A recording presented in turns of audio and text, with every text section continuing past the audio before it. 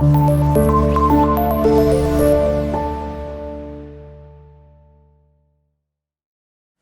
اللہ الرحمن الرحیم، شروع اللہ کے نام سے جو بڑا مہربان نہایت رحم کرنے والا ہے۔ اچھا بچوں، آج کا جو سبق ہے سبق نمبر 9 نیا قانون، اس کا آج دوسرا لیکچر ہے، ٹھیک ہے۔ سیاق و سباق کے حوالے سے عبارت کی تشریح اور اس کے بعد جو ہے کیا نام اس کا، اس میں آپ نے تشریح کرنی ہے جو کہ 15 نمبر کا آپ کا سوال ہے۔ کرنے کا طریقہ کیا، سب سے پہلے آپ نے حوالہ متن آپ نے یہ 4 چیزیں، 2 چیزیں آپ نے لازمی لکھنی ہے، سبق کا عنوان اور مصنف کا نام، ٹھیک ہے۔ ایک نمبر اس کا ہوتا ہے اور 3 نمبر آپ کے سیاق و سباق کے اور 10 نمبر کی تشریح ہوتی ہے۔ یہ سیاق و سباق اگر آپ کو نہیں آتا، یعنی کہ بالکل آسان ہے، جو پہلا لیکچر ہے آسان عام فہم میں آپ کو میں نے بتایا، آپ اس کو سنیں اور اچھے طریقے سے پڑھیں، آپ کو یاد ہو جائے گا، ٹھیک ہے۔ اگر پھر بھی نہیں آتا آپ کو تو پھر یہ سیاق و سباق میں نے لکھا ہے، سبق میں کہیں سے کوئی عبارت آ جاتی ہے، آپ اس میں یہ سیاق و سباق لکھ سکتے، ٹھیک ہے۔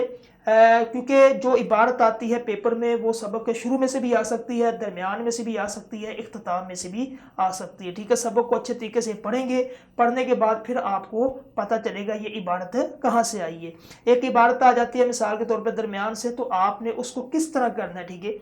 یہ سب سے پہلے آپ نے حوالہ متن لکھ لیا، سیاق و سباق ایک دفعہ پڑھ لیتے ہیں کہ منگو کوچوان اپنے اڈے میں بہت عقل مند آدمی سمجھا جاتا تھا، ٹھیک ہے۔ وہ پڑھا لکھا بالکل نہیں تھا، یعنی کہ اسکول نہیں گیا تھا، کچھ بھی نہیں آتا تھا اس کو، لیکن اس کے باوجود اس کے پاس ہر قسم کا علم ہوتا تھا۔ ایک بندہ پڑھا نہیں ہے، علم کیسے آتا تھا اس کے پاس؟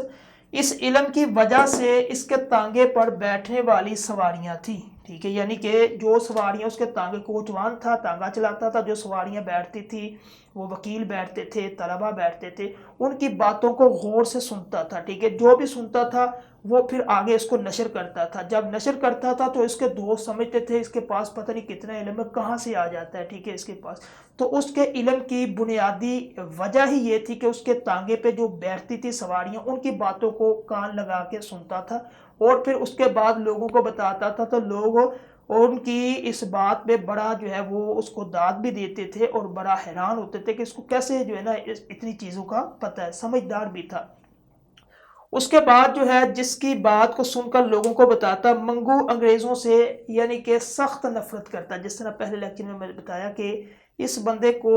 جو ہے وہ بہت زیادہ نفرت تھی انگریزوں سے، سخت قسم کی جو ہے نا وہ نفرت کرتا تھا۔ پھر ایک دن اس کو پتہ چلتا ہے اور نیا قانون کا خواہ تھا، یعنی کہ نیا قانون ایک دن تانگے پہ بیٹھا ہوتا، کوئی بندے نیا قانون جو ہے اس کی بات کرتے، مارواڑی بیرسٹر جو ہے وہ وکیل، کہ نیا قانون نافذ ہونے والا ہے۔ اب اس کے ذہن کے اندر کچھ اور ہی خیال چلا جاتا ہے نیا قانون کا، کہ نیا قانون ایسا ہوگا کہ وہ اس قانون کے اندر کیا ہوگا کہ ہمیں آزادی مل جائے گی، ٹھیک ہے۔ جس طرح اب گوروں سے ہمیں آزادی مل جائے گی، پھر ہم اپنی طرح اپنی منمانی کے اندر زندگی بسر کر سکیں گے، کوئی کسی گورے کے نیچے کام نہیں کرے گا۔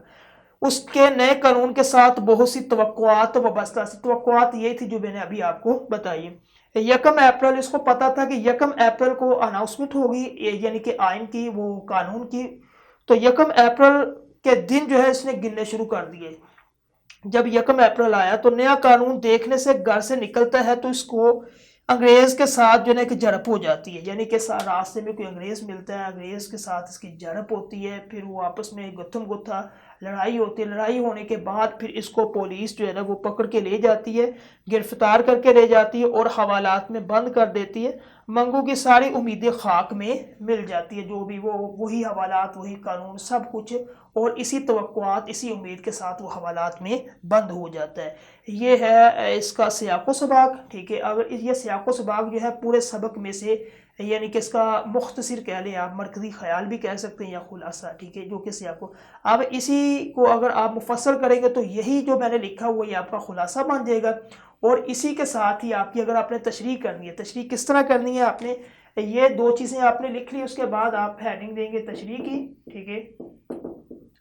تشریح کی ہیڈنگ دینے کے بعد سب سے پہلے سعادت حسن منٹو کے بارے میں ایک لائن لکھیں گے کہ سعادت حسن منٹو کا شمار اردو ادب کے نمایاں یا مشہور افسانہ نگاروں میں ہوتا ہے، ٹھیک ہے، نمایاں افسانہ نگاروں میں ہوتا ہے، اور اس نے حقیقت پر مبنی افسانے لکھے، یہ بھی آپ اس میں ایڈ کر سکتے ہیں، اتنا بھی کافی ہے۔ اس کے بعد آپ لکھیں گے درج بالا عبارت، عبارت ہے یا پیراگراف ہے یا نثر پارہ، ٹھیک ہے، تینوں میں جو بھی پیپر میں لکھا، اگر عبارت لکھی عبارت لکھ لے، نثر پارہ، اگر پیراگراف درج بالا عبارت سبق نیا قانون یا افسانہ یا سبق نیا قانون کے درمیان کہیں سے بھی وہ اٹھا سکتا ہے، یہ نہیں کہنا کہ اب درمیان سے میں نے کہا تو درمیان سے ہی آئے گی، وہ کہیں سے بھی اٹھا سکتا ہے، وہ شروع سے اٹھا سکتا ہے، درمیان سے اختتام میں سے کہیں سے وہ لے سکتا ہے، ٹھیک ہے، 3-4، لہٰذا اس کے لیے آپ کو پڑھنا ضروری ہے، تاکہ جب آپ پڑھیں گے تو آپ کو پتہ چلے گا کہ عبارت کہاں سے آئی ہے، کیونکہ اس کو لکھنا ہوتا ہے ہم نے، ٹھیک ہے، کہ درج بالا عبارت سبق نیا قانون کے درمیان میں سے لی گئی ہے، یہ اس عبارت کے اندر، ٹھیک ہے، کہ سعادت حسن منٹو نے بیان کیا، کیا بیان کیا کہ جو چیز 2-3-4 لائنوں میں اس نے بتائی ہے اس کو اپنے انداز میں، یعنی کہ مفہوم آپ نے نہیں چینج کرنا،